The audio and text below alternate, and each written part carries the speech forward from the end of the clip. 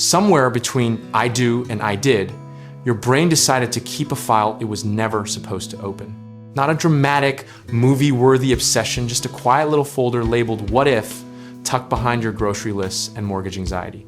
Now imagine you're standing at your own wedding, champagne in hand, vows freshly spoken, and somewhere in the back of your mind, a completely different face flickers for exactly 1 second. You didn't invite that thought. You didn't RSVP it, and yet there it is, showing up uninvited, like a relative who heard there was an open bar. So here's the real question. Does thinking about the one that got away mean your marriage is broken? Or does it mean your brain is just doing what brains have always done? Because here's the thing, nobody says out loud at couples therapy. Almost everyone does this, and almost nobody admits it. Psychologists have a term for it, counterfactual thinking, which is just a very expensive way of saying your brain loves to simulate roads not taken. It's less about that specific person and more about the alternate version of you that might have existed had things gone differently. Which is honestly a little humbling, isn't it? Because you've been casting this person as the romantic lead in your personal highlight reel, when really, your brain is just using them as a prop in a story about your own unlived possibilities. They're not even the point. You are. But the mechanics go deeper than that. Neuroscience tells us that unresolved relationships actually leave stronger memory traces than the ones that ended cleanly, because your brain never got the closure signal it needed to file it away and move on. In other words, you're not haunted because it was perfect, you're haunted because it was unfinished. And doesn't that reframe everything? You've been romanticizing someone, your brain essentially bookmarked like an unread article, assuming it must be profound simply because you never got to the end of it. That's not love lingering, that's your hippocampus being dramatic. Cue the rom-com montage. Rain-soaked reunions, letters never sent, a playlist you pretend you don't still listen to. Pop culture has convinced us that the one that got away is sacred, practically a spiritual category of person. And yet research consistently shows that when people actually reconnect with that person, reality is almost always less cinematic than the memory. Because memory is not a recording device, it's a highlight reel with an aggressive editing team. Every time you remember that person, your brain subtly upgrades them. Smoother, funnier, more understanding, conveniently free of the annoying habits that real humans come packaged with. Meanwhile, your actual partner is right there, in full unfiltered resolution, doing something extremely human like leaving cabinet doors open. Here's the irony hiding in plain sight.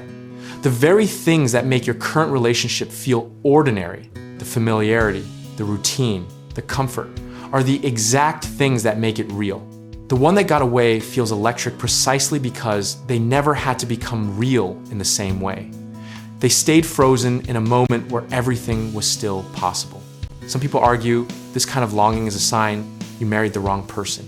Others, including most relationship researchers, argue it's simply a sign you're a conscious human being with an imagination and a past.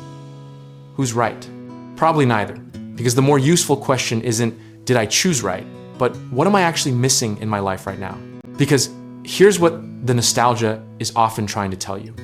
It's rarely about them specifically. It's about a version of yourself, younger, freer, less encumbered, that existed during that chapter. And that's a completely different kind of grief. One that has very little to do with your marriage and everything to do with time passing.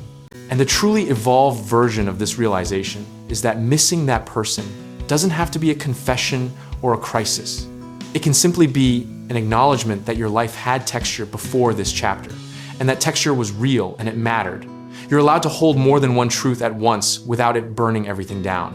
What's fascinating is that couples who actually talk about this carefully, with context, not at 2 a.m. after 2 glasses of wine, often report feeling closer afterward. There's something about the vulnerability of saying, I'm a whole person with a whole history, that paradoxically deepens intimacy rather than threatening it. The cover-up is almost always more damaging than the confession.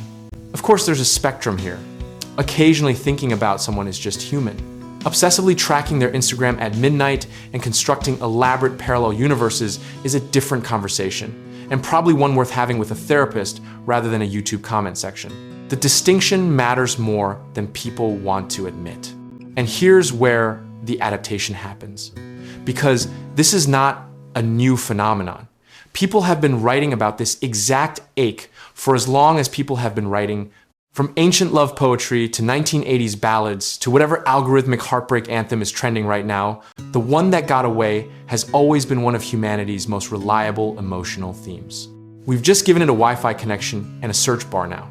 What has changed is that in the age of social media, the one that got away is no longer safely in the past. They're potentially 3 clicks and a follow request away, which means the fantasy can be maintained indefinitely, which means the psychological work of actually releasing it has gotten significantly harder.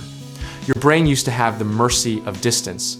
Now it has a profile photo updated 4 hours ago. And yet, marriages survive this. People grow through this.